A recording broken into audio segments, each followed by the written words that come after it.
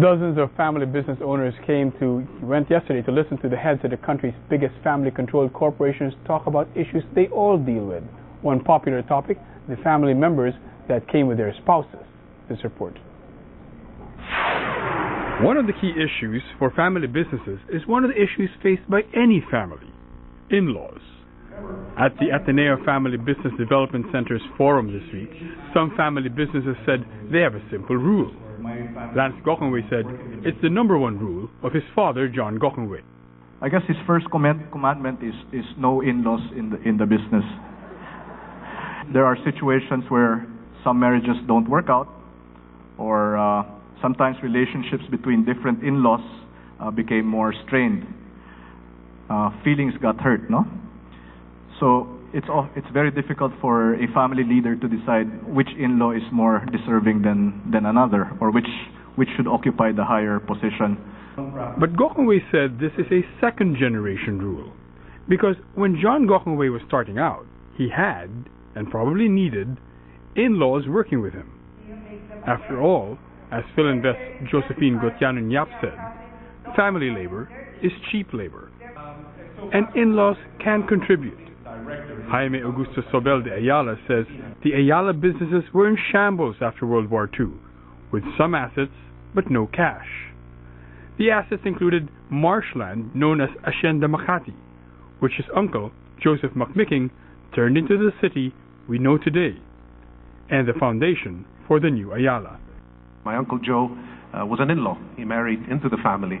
And I can tell all of you today that Ayala would not be what it is today without his personal involvement, without his vision, and without his tremendous leadership. He was an extraordinary man. But Zobel de Ayala says there is now a rule against in-laws in the business, because, paradoxically, that's one way to preserve the family unity needed to lead the business.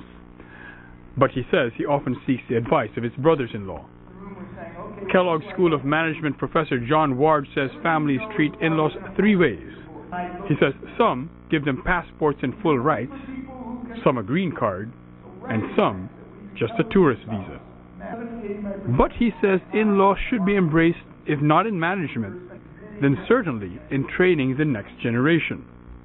The more we embrace in-laws as members of the family, the better we are, because it's obviously the case that the parents of the next generation are the in-laws. That's an idea embraced by Jollibee's Tony Tancactiong. As a family company, we can pass on our company mission, our values, our mascot, our legacy from one generation to the next through family members. I am lucky to have several brothers and brothers-in-law. Perhaps we can pass on what we have created a little easier than a non-family company which doesn't have family members as a source of continuity through the years. Philinvest Josephine Gotiano-Nyap says in-laws can modify the values. By the third generation, the shared values passed down by very strong-willed founders are now less homogeneous. I call it variegated values.